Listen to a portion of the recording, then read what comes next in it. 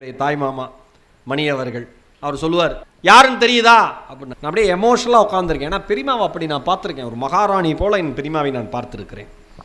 அப்படியே நான் பார்க்குறேன், பெரியமா சொல்லிடணும் பெரியமாக்கு ஞாபகம் வந்துடணும், மனசை அடிச்சுக்குது. பார்த்துட்டு பெரியமா சொன்னாங்க, இவனை தெரியாதா மகேஷ். அப்படியே எனக்கு ஆஸ்கர் விருது, நோபல் விருது, எல்லா விருதும் மொத்தமாக வாங்கின மாதிரி இருந்துச்சு. என் பெரியமாக்கு நான் அடையாளம் தெரிஞ்சது. மகேஷ், நான் வளர்த்த பையன், எனக்கு தெரியாதா அப்படின்னாங்க.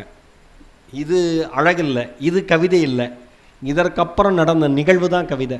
உடனே 76 வயது நிரம்பிய அந்த தம்பி, என்னுடைய தாய் மாமன், 78 வயது நிரம்பிய என் பெரியம்மாட்ட போய், என் அறிவு, என் செல்லக்குட்டி அப்படின்னு நெற்றியில் ஒரு முத்தம் வைத்தார். நான் அசந்து போனேங்க. எப்படி இந்த போய் அக்காவுக்கு ஞாபகம் வந்துருச்சான், கரெக்டாக ஒரு பதில் சொல்லிட்டாங்களாம், அப்படி உற்சாகப்படுத்துறாரு. நான் தான் சொன்னேன், இந்த மாதிரி யாரோ ஒருத்தர் வாழ்க்கையில் சம்பாதிச்சு வச்சுங்க. உங்கள் உடன் பிறந்தவர்களாக இருக்கலாம், சூழலால் உங்களுக்கு சில சமயம் சில தொல்லைகள் கொடுத்திருக்கலாம், சில சமயம் என்றோ நடந்த சில நிகழ்வுகளுக்காக அவர்களை விலக்கி வைக்காதீர்கள். மனுஷன் தான் தப்பு பண்ணதான் சார் செய்வான். தப்பு பண்ணுறவனும் மனுஷன் தான், மன்னிக்கிறவனும் மனுஷன் தான். மன்னிச்சுட்டு போங்க. மன்னிக்கிற மனுஷனா நீங்கள் இருங்க. போட்டுமே, நான் சொன்னேன் அம்மாவுக்கு பழைய ஞாபகம் வந்துருச்சா, ஆமாம், அதனால் இருக்கட்டும். வந்தோன்னே அவங்களுக்கு அவங்களுடைய உறவுகள் நினச்ச அம்மா கண்ணீர் சிந்துறாங்கன்னு நினைக்கிறேன்.